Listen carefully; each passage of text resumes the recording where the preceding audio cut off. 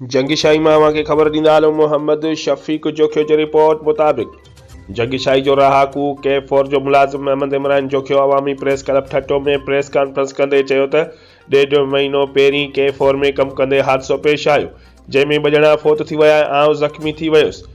मुंहिंजी बांह वारी हॾी टुटी वई, पर अफ़सोस K4 जे ऑफिसर शामी ऐं सबन नाले हमराह फोत थी वियलनि खे 22 लख ॾिना ऐं मूं ज़ख़्मीअ खे सिर्फ़ इलाज लाइ 20,000 ॾिना ऐं पगारूं बि नथा ॾियनि ऐं इलाज जे लाइ पैसा नथा ॾियनि।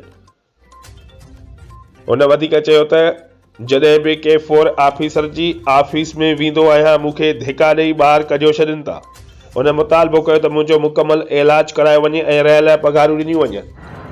अब छा मसलो तव्हां नालो ॿुधाए पहिरीं? मोहम्मद इमरान जाफ़रो। मसलो ॿुधाए। मसलो 1.5 महीनो पहिरीं K4 प्रोजेक्ट में इहो हादसो थियो जिते 2 ॼणा मरी विया हुआ, टियों आउं हुउसि, ज़ख़्मी थी वियुसि ऐं मुंहिंजो इन्हनि सरकारी हॉस्पिटल में इलाज करायो। उन खां बाद में मुंहिंजे कंहिं बि हॾी वारे डॉक्टर खे वग़ैरह खे कोन ॾेखारियो ऐं अॼु बि कर्नल शामी सां मिलण वियो।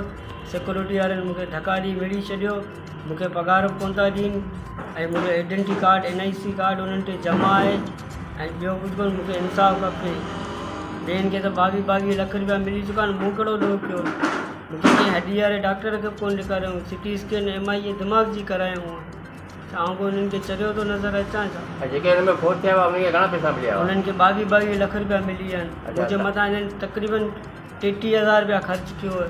बक़ाया जेको कर्नल शामी आहे, मुस्तफ़ा आहे, समद ट्रांसलेटर आहे चीनी जो, ऐं इहे पाण में मिलियो पिया खान।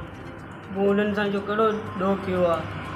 इलाज हाणे कोन पिया कराइनि? इलाज कोन पिया कराइनि। अॼु वियो आहियां ॻाल्हाइण इलाज जे मामले में, मूंखे हुतां धका ॾेई मिली छॾियो। कर्नल वेठल हो, कर्नल चयो हिननि खे आउट करे छॾियो।